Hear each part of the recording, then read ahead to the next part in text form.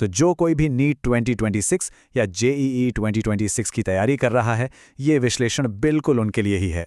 देखिए, तैयारी के जो आखिरी कुछ महीने होते हैं ना, वही सबसे ज़्यादा क्रूशियल होते हैं। तो चलिए आज इसी पर गहराई से बात करते हैं और जानते हैं वो स्मार्ट स्ट्रैटेजी जो रैंक को सच में आसमान पर पहुंचा सकती है। सोचिए, सालों की मेहनत और वो सब आकर टिक जाती है इन आखिरी कुछ महीनों पर। ये वो टाइम है जहां एक छोटी सी भी गलती रैंक पर बहुत बड़ा असर डाल सकती है। तो सवाल यही उठता है कि क्या स्टूडेंट्स इस सबसे ज़रूरी समय का सही इस्तेमाल कर रहे हैं? आज इसी सवाल का जवाब ढूंढने की कोशिश करेंगे।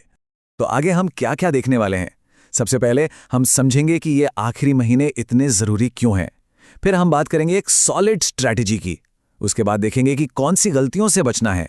फिर हर सब्जेक्ट के लिए एक खास गेम प्लान और आखिर में जीत का वो एक सिंपल सा फॉर्मूला। तो चलिए पहले हिस्से से शुरू करते हैं। ये जो समय है ना, ये सिर्फ रिवीजन का नहीं है, ये अपनी रैंक को गढ़ने का, उसे एक आकार देने का समय है। आप इस दौरान जो भी करेंगे वही तय करेगा कि आपका फाइनल रिजल्ट क्या होने वाला है। ये समझना बहुत ज़रूरी है कि इस टाइम पर प्रेशर बहुत बहुत ज़्यादा होता है। सिलेबस खत्म करने का दबाव, घर वालों की उम्मीदें और खुद के भविष्य की चिंता, सब एक साथ। ऐसे में सबसे ज़रूरी चीज़ है एक स्मार्ट और फोकस स्ट्रैटेजी जो इस प्रेशर को हैंडल करने में मदद करे और तैयारी को सही ट्रैक पर रखे। तो अब सवाल उठता है कि करें क्या? इसका जवाब है एक अच्छी तरह से बनाई गई योजना जो इस मुश्किल समय को आसान बना सकती है। चलिए अब सीधे उस स्ट्रैटेजी पर आते हैं जो स्कोर को मैक्सिमाइज करने में मदद करेगी। अब ये जो स्क्रीन पे दिख रहा है ना, ये सिर्फ एक टेबल नहीं है, ये सक्सेस का पूरा साइकिल है। मतलब सिर्फ मॉक टेस्ट देना ही काफ़ी नहीं है, ये एक पूरा प्रोसेस है। टेस्ट दो, फिर उसका एनालिसिस करो, अपनी गलतियों को समझो और फिर उन कमजोरियों पर काम करो। और इस साइकिल को मजबूत बनाने के लिए रोज एनसीईआरटी का रिवीजन और पिछले सालों के पेपर्स को सॉल्व करना तो है ही। इस डेली प्लान के पीछे का लॉजिक बहुत सिंपल है, लेकिन बहुत पावरफुल है। सुबह के समय जब दिमाग एकदम फ्रेश होता है, तब थ्योरी और कॉन्सेप्ट्स को याद करना सबसे अच्छा होता है। दोपहर का समय एक्टिव प्रॉब्लम सॉल्विंग के लिए एकदम परफेक्ट है। और शाम को ठीक एग्जाम वाले माहौल में एक मॉक टेस्ट, और फिर दिन खत्म करने से पहले उस टेस्ट का पूरा एनालिसिस, ताकि अगला दिन और भी बेहतर हो।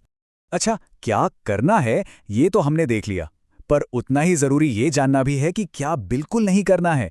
कुछ ऐसी कॉमन मिस्टेक्स हैं जो सालों की मेहनत पर पानी फेर सकती हैं। जरा इस स्लाइड को देखिए। एक तरफ हैं वो आदतें जो सिर्फ टाइम खराब करती हैं और कंफ्यूजन बढ़ाती हैं, जैसे कि कोई नई किताब शुरू कर देना या बार बार अपने नोट्स बदलना। और दूसरी तरफ है स्मार्ट तरीका, जो पढ़ा है बस उसे ही रिवाइज करना, अपने बनाए नोट्स पर भरोसा करना और सबसे जरूरी अच्छी नींद लेना। याद रखिए, मॉक टेस्ट सिर्फ नॉलेज टेस्ट करने के लिए नहीं होते, वो कॉन्फिडेंस बनाने के लिए भी होते हैं। अब देखिए, हर सब्जेक्ट की अपनी एक अलग पर्सनैलिटी होती है ना? एक ही स्ट्रैटेजी हर जगह काम नहीं कर सकती। इसलिए अब हम देखेंगे कि हर सब्जेक्ट के लिए एक स्पेशल गेम प्लान कैसे बनाया जाए। तो इसका निचोड़ क्या है? फिजिक्स मतलब फॉर्मूला और न्यूमेरिकल प्रैक्टिस पर पूरा फोकस। केमिस्ट्री में एनसीईआरटी, रिएक्शन मैकेनिज्म और पिछले सालों के क्वेश्चन पेपर्स के बीच एक बैलेंस बनाना है। नीट के लिए बायोलॉजी का मतलब है एनसीईआरटी की एक एक लाइन को घोलकर पी जाना। और जेई के लिए मैथ्स में स्पीड और एक्यूरेसी के लिए रोज प्रॉब्लम सॉल्विंग जरूरी है। अब स्क्रीन पर जो नंबर आ रहा है उसे जरा ध्यान से देखिए। 70 से 80%। ये कोई मामूली आंकड़ा नहीं है, ये एक गेम चेंजर है। ये वो सीक्रेट है जो केमिस्ट्री में आपकी तैयारी की पूरी दिशा बदल सकता है। और ये रहा इसका मतलब। केमिस्ट्री में, खासकर नीट के एग्जाम में, लगभग 70 से 80% सवाल सीधे, बिल्कुल सीधे एनसीईआरटी की किताब से आते हैं। सोचिए जरा, ये एक जानकारी आपकी पूरी स्ट्रैटेजी बदल सकती है। इसका मतलब साफ है, एनसीईआरटी की हर लाइन, हर रिएक्शन, हर एग्जाम्पल सोने के बराबर है। तो हमने इतनी सारी बातें की, अलग अलग स्ट्रैटेजीज देखी, टेक्निक्स पर बात की। अब समय आ गया है कि इन सभी चीज़ों को एक बहुत ही सिंपल से याद रखने लायक फॉर्मूले में बांधा जाए। और वो फॉर्मूला ये है: कंसिस्टेंसी, यानी रोज मेहनत करना बिना रुके। रिवीजन, यानी जो पढ़ा है उसे बार बार दोहराना। और मॉक टेस्ट्स, यानी अपनी तैयारी को लगातार टेस्ट करते रहना। इन तीनों को मिला दीजिए और वही है सफलता। इस पूरी बातचीत का सार यही है। तो अब जाते जाते एक आखिरी सवाल जो हर कैंडिडेट को खुद से पूछना चाहिए।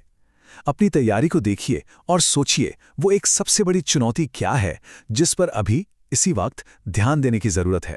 इस सवाल का जो जवाब होगा ना, वही आपके लिए आगे का रास्ता तय करेगा।